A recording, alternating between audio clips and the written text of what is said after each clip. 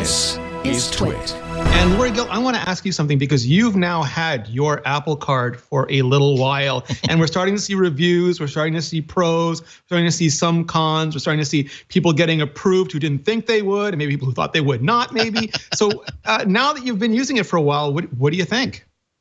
So for a while means yesterday. Yes. So let me just say it hasn't been long enough for me to even go out of the house and use it. I've actually just been using it to buy things through the App Store just so I can sample it out. But right out of the gate, it was obviously the easiest application experience I've ever had.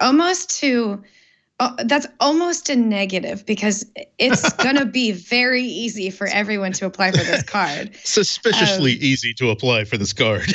Yeah, I mean, I immediately I'm 12 years old oh, and I just wow, got, no, that didn't happen. I was starting to have application remorse just a little bit today because I haven't gotten a new credit card. I haven't added credit to my life in probably 15 years. So it was so easy to do yesterday that I didn't think about it. And then this morning I was like, oh man, I just added a bunch of credit to my life. What was I thinking? Why did I do that? So let me just tell everybody, like, before you hit that accept Apple terms button, think about the fact that you're adding credit to your life. That's a big deal. So I don't regret it, but I was feeling a little bit funny about it this morning. So the application process is incredibly easy. And it seems silly, but one of my favorite things is the terms and conditions are so clear and written so simply that I don't think I've ever read a terms of condition for anything that made as much sense to me. And I actually read almost all of it. It wasn't the iTunes people who wrote it, is what you're saying. Yeah, yeah. They're always kind of long, but this one was actually not as long as I've seen, and it was clear and easy to understand. So that was, to me, actually surprisingly impressive. I got, I'll go ahead and say my credit score with TransUnion, which is who they run the credit through. It was 793. So that's within the excellent credit score rating that most people have. My interest rate was 17.99, which because I'm in the excellent section, I actually was hoping for it to be lower, but I have two other credit cards that are almost the exact same percentage rate. So it's about average. It's about normal for my credit rating versus my interest rate. So I think because Apple came out of the gate announcing that they were going to have really low interest rates, I think they said something like one of the industry's lowest.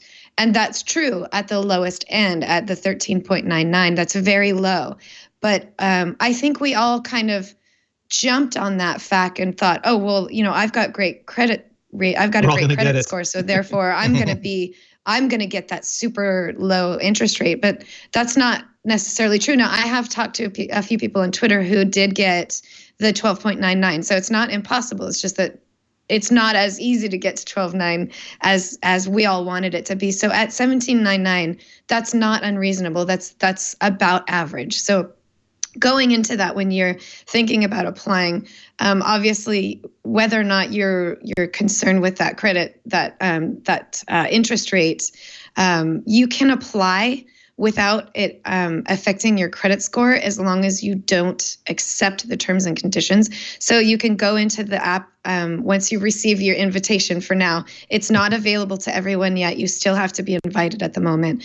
But some people said that they got approved when they didn't think they would. Like they thought their score was so low, they wouldn't even get in. And it looks like Apple is kind of going broad with it.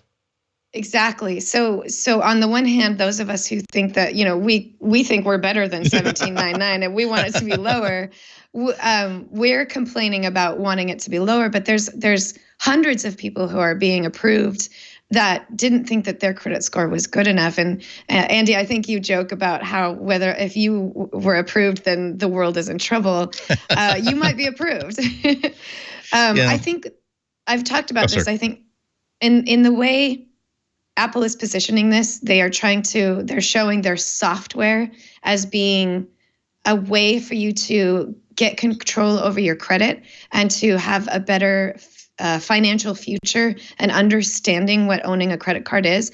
Andy, for somebody like you, I think this is great because this gives you the opportunity to reset or to start over or to start from scratch. I don't know what it's like for people who have zero credit history, but I do know that people who thought that they had a poor credit score are getting approved. And this could be a real good thing for them because there's this tool right inside the app that lets you make your payment. I just bought, I don't know, maybe $7 worth of apps just since yesterday.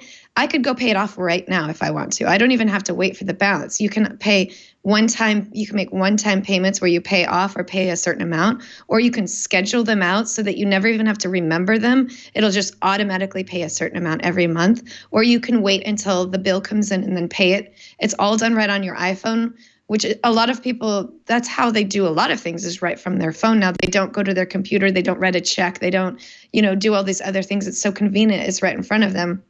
So to have that sort of quick, easy to access payment plan, on top of the fact that there's all these tools that help you understand what you're doing and how much you're spending, it shows you, kind of gives you a very easy to understand layout of where your spending is happening. So as you're either starting over and trying to do better with your credit, or if you're a first-time credit card owner, these are all excellent tools to help you get better at having credit. So I think it's great that Apple and that Goldman Sachs are, I think it's called subprime, if I'm not mistaken, that's Yep. allowing people with lower credit scores to access subprime lending, which is allowing them to access this. Now, the negative of that is subprime lending also means the slightly higher credit score. So when Apple said that they have the lowest in the industry, that was probably under this sort of example or understanding of the subprime loan. And if I'm not mistaken, my first credit card, which was, it was part of that sort of subprime thing, it was 23%. So that's all within the standard that Apple is going with, or that Goldman Sachs is going with, which is if we're going to be giving out loans or credit to people who have low credit scores or no credit history, we're going to have to compensate a little bit by having a slightly higher interest rate, for the people who think that they deserve the lower interest rate. So I think it's all balancing out in the end. And if I have 1799 in order for somebody to get a better credit history, to learn how to use credit cards, then I'm on board for that. It's all about being there together with each other, helping each other out, right?